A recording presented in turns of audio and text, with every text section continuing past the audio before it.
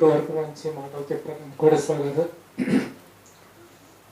మన పరలోకం వెళ్తానికి ఎంతకన్నా మంచి బోధ కావాలంటారు, ఇంకెక్కడ లేదండి. మొన్న రాత్రి చెప్పాడండి, నాకు చాలా బాగున్నాయి ఆ మాటలు. ఇన్ని మాటలు ఇన్ని ప్రసంగాలు విని కూడా మనం పరలోకానికి వెళ్ళలేకపోయామంటే మాత్రం చాలా దౌర్భాగ్యమైన పరిస్థితులు. ఈరోజు మాటలు కూడా ఒక చేతి వేరు. మన ఏ దేవుడికి వ్యతిరేకమైన ఏ బలహీనత ఉన్నా అది చేతి వేరు కింద లెక్క అని చెప్పాడు. సొలొమోను గారికి జ్ఞానం ఎవరు ఇచ్చారంటే దేవుడే ఇచ్చాడు. సొలొమోను గారికి ఇచ్చిన దేవుడు మనకి ఇస్తాడంటే ఇస్తాడు. మంచి మనసుతో, పవిత్ర హృదయంతో లేఖనాలు ధ్యానించాలని ఆసక్తి కలిగి ఉంటే మనకి ఇస్తాడు.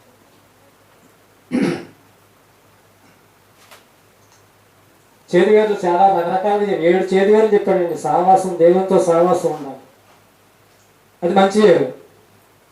లోకంతో సహవాసం అనేది ఉండకూడదు.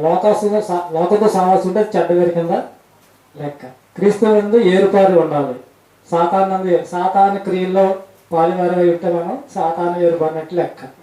యేసుక్రీస్తు లక్షణాలు కలిగి బ్రతికితే క్రీస్తు నందు మనం ఏరుపారినట్టు లెక్క. కొంతమంది చాలా ఎక్కువగా జరిగేది ఏంటంటే శోధన కాలంలో కాలిపోయే పరిస్థితులు.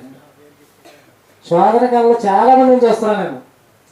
యేసు ప్రభు రక్షిస్తారని తెలుసు, పరలోకం వెళ్ళాలని తెలుసు, బాప్తిసం పొంది కూడా శోధన వచ్చినప్పుడు దిగజారిపోయి, ఎందుకంటే వేరు పొలం లేదు ఇక్కడ.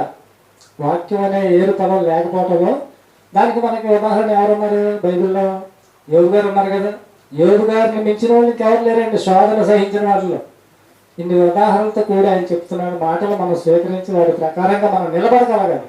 ముందు నిలబడగలిగి మన భక్తి జీవితాన్ని క్రీస్తులో కడవరకు చేతి వేరు ఏది లేకుండా క్రీస్తులో వేరుపారి విశ్వాసమందు కూడా బలంగా ఉండి మన భక్తి జీవితాన్ని కొనసాగించుకుంటే కడవరకు అంతమ వరకు సహించిన వాడెవడో వాడే రక్షించబడదని వ్రాయబడి ఉన్నది. కనుక మన జీవితం 40 రోజులు కాదు, 20 రోజులు కాదండి.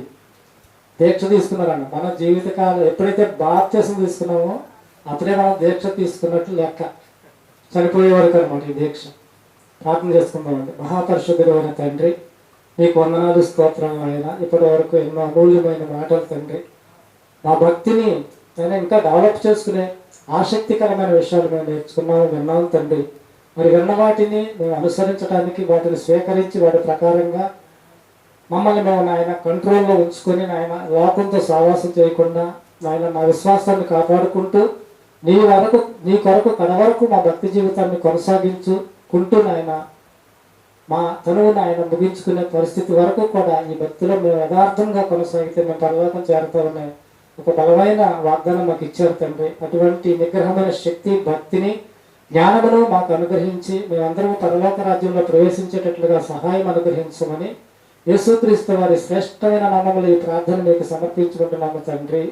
ఆమేన్. మన తండ్రి అయిన దేవుని దయ, కుమారుడైన యేసుక్రీస్తు వారి కృప, పరిశుద్ధాత్మ దేవుని సావాసము సదాకాలము మనందరికీ తోడుగా ఉండి నడిపించునుగాక. ఆమేన్.